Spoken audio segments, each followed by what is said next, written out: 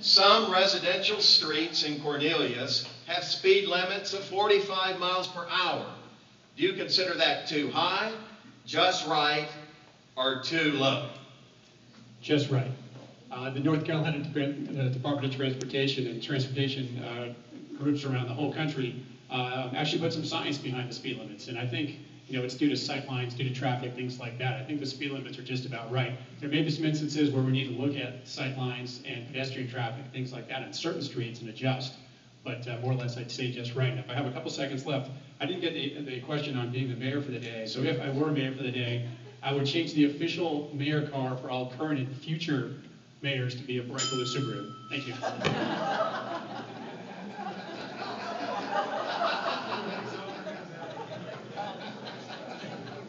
I think the speed limit in Cornelius is just right. It depends on there's a lot that goes into that when we set the speed limit, when the state set the speed limit.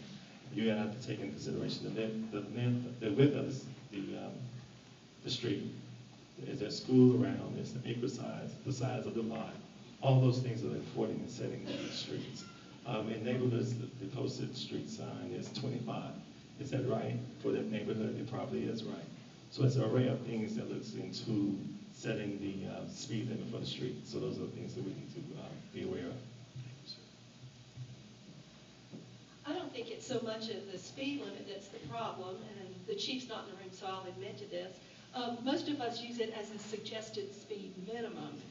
And I think we need to be cognizant of the conditions that are surrounding us. Like, are we approaching a pedestrian crossing? Are we in an area where children are playing? I think we need to practice good, safe, aware driving, no cell phones, and that's more important than random numbers on a sign. I would err on the side of coming down in many cases.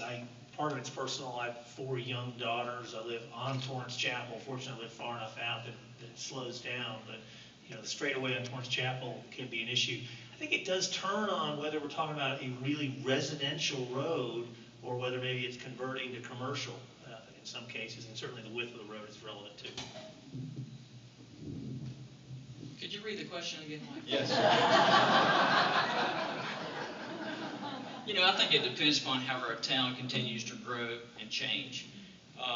This last session with our board, we changed the speed limit on Jeton Road Extension because there's 2 schools on it. And we changed it from 35 to 25, and because the road had changed from 25 to 35 back to 25.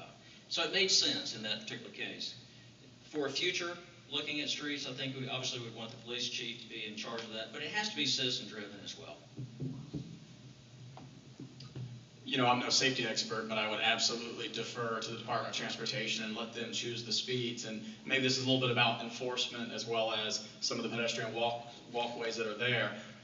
We could always probably slow down, but the reality is when you reduce it, you're going to have people crying foul and they want to take it back up. So I would just defer to the Department of Transportation. I know it's already been visited in the past. There's a 3-2 vote, and quite frankly, I'll just let the experts handle that. And unless they see it differently, I'd support that. Thank you. Mr. Bradford, you will be answering and beginning the next 30 seconds lightning round.